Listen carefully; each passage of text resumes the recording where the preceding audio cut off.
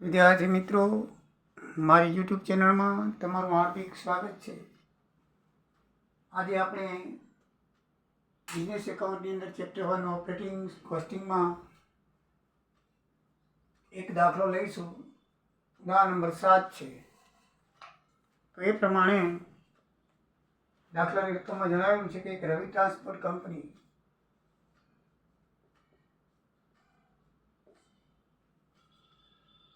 ને 2 બસો દોડાવવા માટે 40 કિલોમીટરનો એક રસ્તો છે.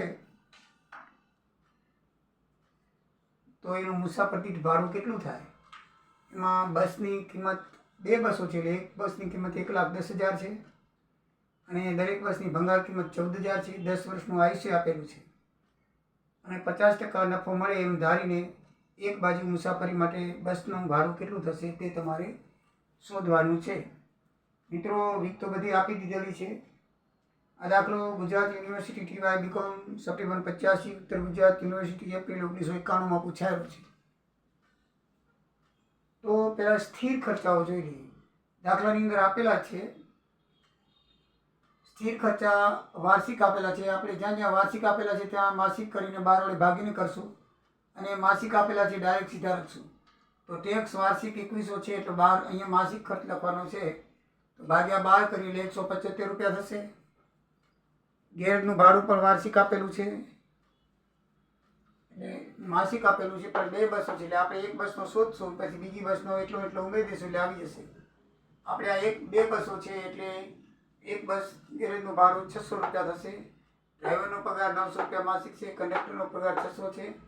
વહીવટી ખર્ચ માસિક 4800 છે. 2 બસો વચ્ચે છે એટલે એક બસનો 2400 રૂપિયા આવે. વીમા પ્રીમિયમની કિંમત ઉપર હોય છે, તમને ખ્યાલ હોય છે 1,10,000 છે. 3% એટલે કે વાર્ષિક 3300 થાય અને 12 ભાગે માસિક તો 275 રૂપિયા આવે. એટલે મિત્રો, સ્થિર ખર્ચાઓ 4,950 થયા. એને ટોટલ 4 લાખ મુસાફર કિલોમીટર છે. બરાબર છે. પહેલાં આપણે દાખલા અંદર કીધું 40 કિલોમીટરની ટ્રીપ છે, એની 4 ટ્રીપ લગાડી અને એમાં 2 રાઉન્ડ લગાડ્યા. એટલે 40 × 2 × 4 × 25 દિવસ સુધી 8,000 કિલોમીટર એની મુસાફરી થઈ કહેવાય. કેટલી થાય? 8,000 કિલોમીટર. હવે પેસેન્જર દીઠમાં લખ્યું છે કે 50 પેસેન્જર લઈ જવામાં આવે છે. કેટલા? 50 પેસેન્જર 25 દિવસ દોડાવવામાં આવે છે અને ટ્રીપમાં એક બસમાં 50 પેસેન્જર લેવામાં આવે છે. એટલે 8,000 કિલોમીટરમાં 50 પેસેન્જરનો 4 લાખ રૂપિયા મુસાફરી કિલોમીટર કલાક કહેવાય. ને કેટલો કહેવાય? મુસાફરી કલાક કિલોમીટર. જો મિત્રો 40 કિલોમીટર રસ્તો છે, 4 ટ્રીપ લગાવી છે અને 2 રાઉન્ડ માર્યા છે. 4 ટ્રીપ 2 રાઉન્ડ અને 25 દિવસ સુધી 4 ટ્રીપો લગાડી 2 રાઉન્ડ, 1 2 1 3 4 5 એવી રીતે એક ટ્રીપ એવી 4 ટ્રીપ લગાવી છે. એટલે એક ટ્રીપ 2 રાઉન્ડ થાય ને, જવાનું આવવાનું. એને ગુણ્યા 2 અપડાઉન, પછી 4 ટ્રીપ લગાવી એટલે ગુણ્યા 4 અને પછી 25 દિવસ સુધી ચલાવી એટલે ગુણ્યા 25. બધાનો ગુણાકાર 8,000 કિલોમીટર. ટોટલ 2 બસોએ કેટલી રાઉન્ડ લગાવ્યા? 8,000 કિલોમીટર. સોરી, એક બસોએ 8,000 કિલોમીટર લગાવ્યું. એ આ બધું એક બસનું છે. 8,000 કિલોમીટર લગાવ્યું. હવે 8,000 કિલોમીટરમાં એક બસ 50 કિલોમીટર 50 મુસાફર એક ટ્રીપમાં લઈ જાય છે. બરાબર છે. તો 50 × 8,000 એટલે 4 લાખ મુસાફર કિલોમીટર કહેવાય. મુસાફર દીઠ કિલોમીટર કહેવાય.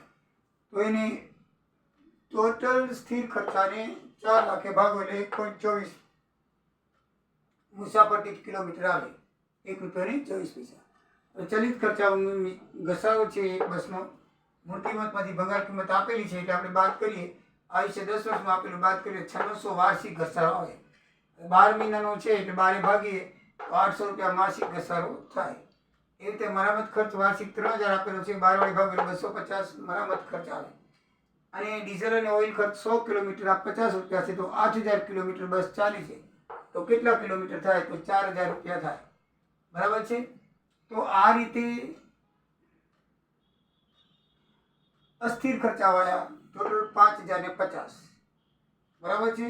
તો 5,050 ને 4 લાખે ભાગી તો 1.26 થાય. હવે આ બંનેનું ટોટલ મારો એટલે 2.50 એક બસનું આવે.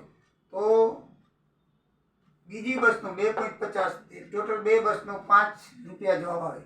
બંને બસનો કેટલો આવે? 5. ઉમેરી દેવાનું. નફાના નફો પડતરના 50% છે, પણ બસ બીજી છે એટલે આપણે 100% લખી લઈએ, બરાબર ને. એટલે એમાં લખ્યું છે કે ઉપર નફો 50% મળે, ભાડાની આવક ઉપર 50% નફો મળે, 50% આના 50% આના એટલે 100% થયા. એટલે મીન્સ કે 2 અને અઢી ને અઢી 5 એ શું થયું? મુસાફર દીઠ કુલ પડતર થઈ. મુસાફર દીઠ કુલ પડતર 5 રૂપિયા થઈ, બરાબર છે. જવાબ ભાડાની આવક 5 રૂપિયા થાય. પેસેન્જરથી એક બાજુ લેવાનું ભાડું હોય તો 40 કિલોમીટરનું અંતર છે, 5 રૂપિયા ભાડું છે, 200 પૈસા થાય, 2 રૂપિયા લેવાય. મુસાફરથી કેટલા લેવાના થાય? 2 રૂપિયા લેવાય. સમજાઈ ગયું મિત્રો? દાખલો એકદમ ઈઝી અને સરળ છે. તો મિત્રો વિડીયો ગમ્યો હોય તો લાઈક કરજો, સબસ્ક્રાઈબ કરજો. જય સિયારામ, જય દ્વારિકાધીશ.